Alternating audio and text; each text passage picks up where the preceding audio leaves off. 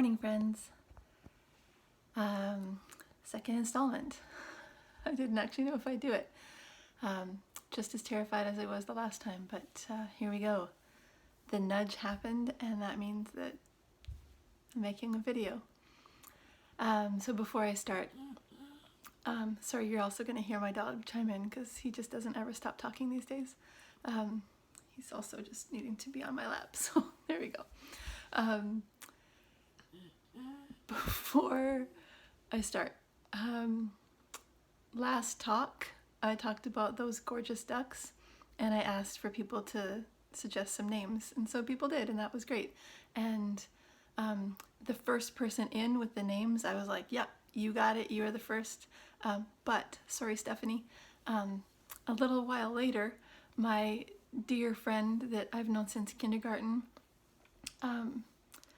reminded me of her grandparents' names, and her grandparents lived in this complex when we were growing up, and I think about them all the time because I always thought this place was so cool, and they lived here, and they have the most beautiful names. And so these ducks are named Alice and Norm, and I just think that's the cutest thing I ever heard.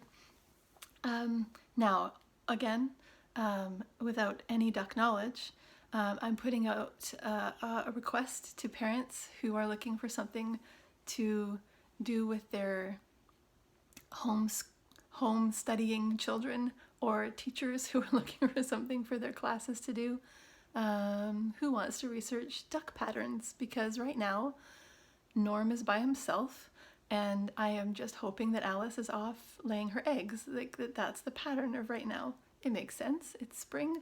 This is what I'm hoping, that she has not fallen to some kind of different demise, because I literally can't handle that. So if anyone wants to tell me that she's off laying her eggs, I'd appreciate that very much. Thanks. Today,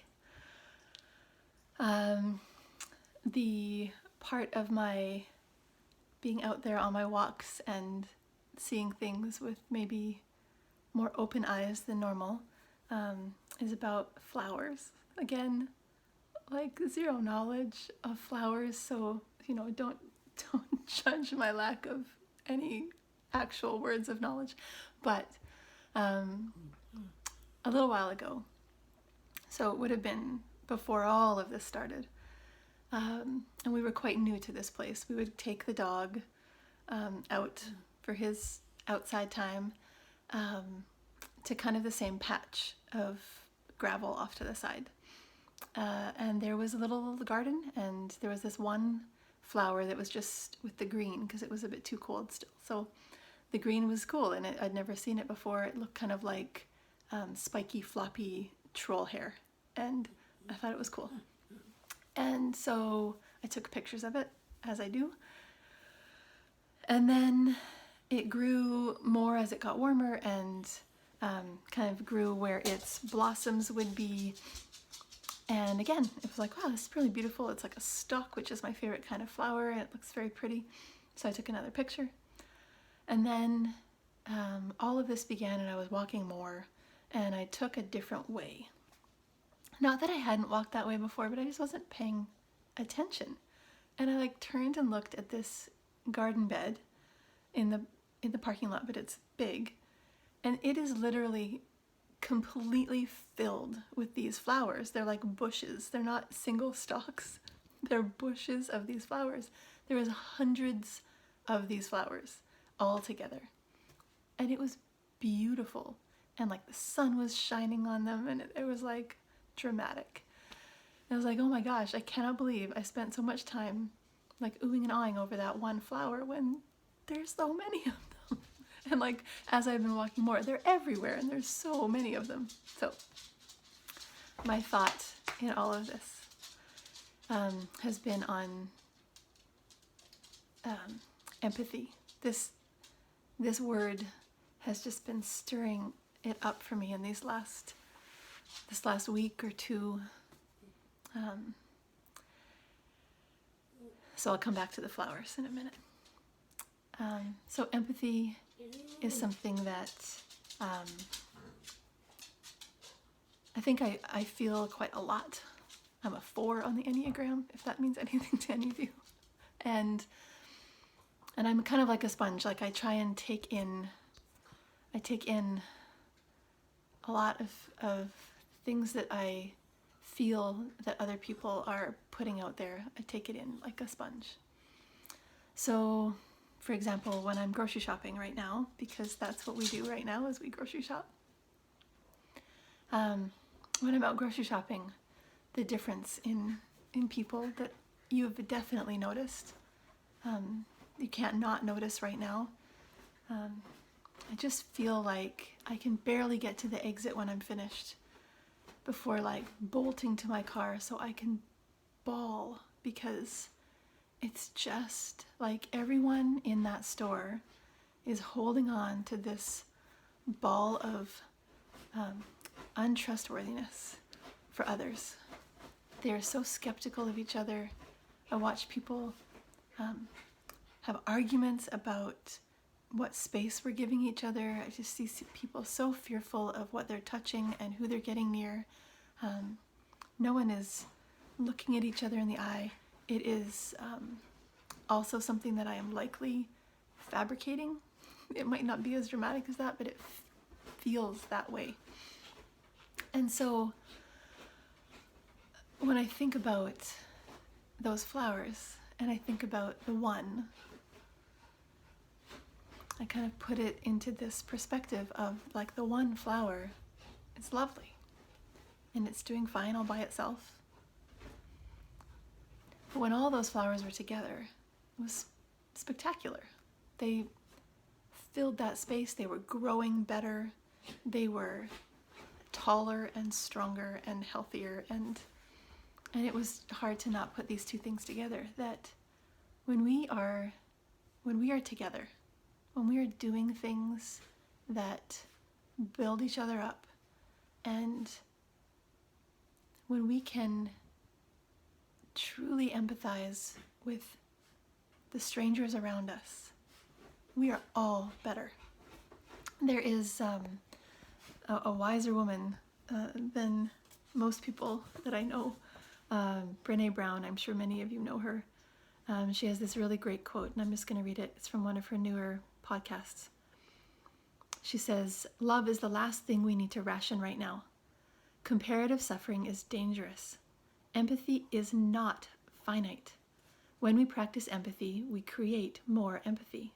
Hurt is hurt, and every time we honor our own struggle and the struggle of others by responding with empathy, the healing that results affects all of us." And so I definitely I heard that, and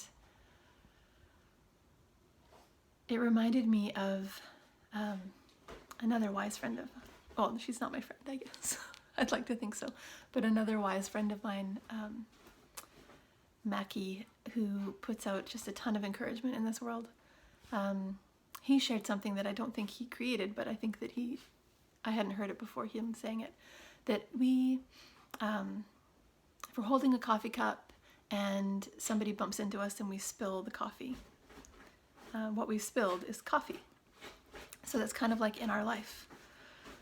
When we're bumped into, like all of us right now are being bumped into by this new stuff that's going on, what spills out of us is what we are filled up with.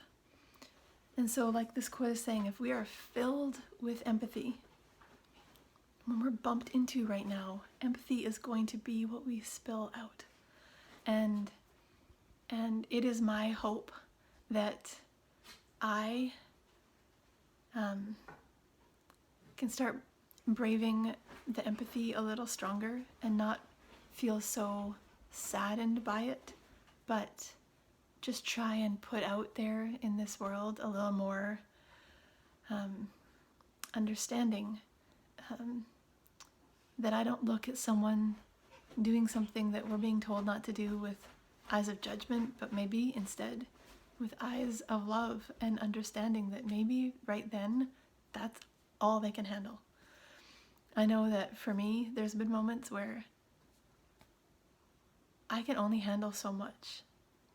And I have no doubt that all of you have been in that situation. And so again, like, this is certainly not advice, and certainly not I know best, because let's be clear, that is never going to be real. But what I do want to do is just encourage us to think about that. Maybe even like literally the next time we're in the grocery store, to look at someone in the eye, and also to give ourselves the empathy that we need. If we're struggling, it's okay. Our hard doesn't have to be compared to someone else's hard. My hard is nowhere near as hard as a doctor in the midst of the hardest hospital emergency room right now. It's just not even close.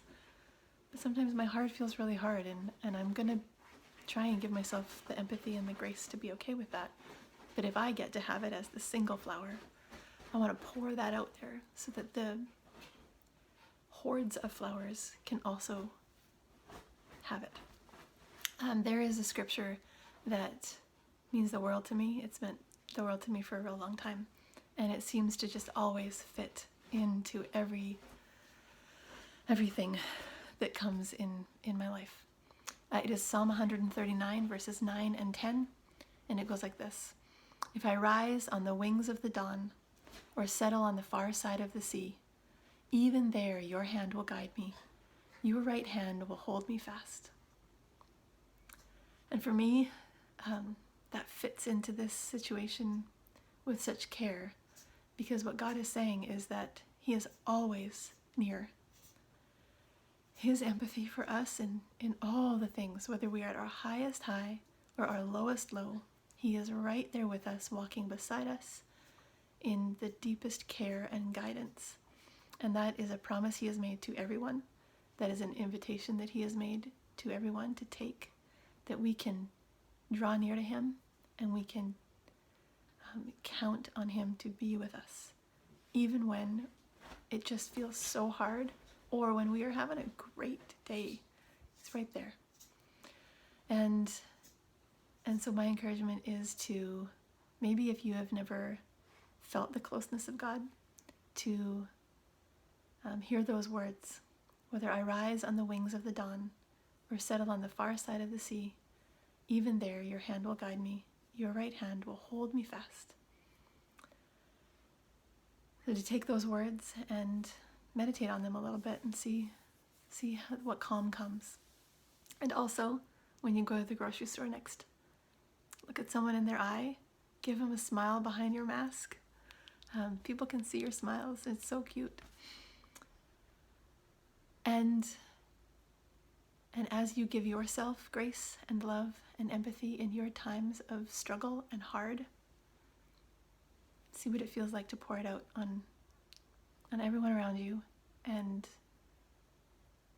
I'm going to just pray that that is possible, that is felt and heard and becomes exponentially spread, so that the next time we all go to the grocery store, it doesn't feel so hard, and I don't have to start bawling when I run to my car. Friends, thank you for giving me this space. It feels generous, and I love you very much. And again, the offer is always there. Message me if you want to talk about any of this or just anything. I would love to. And have a beautiful day.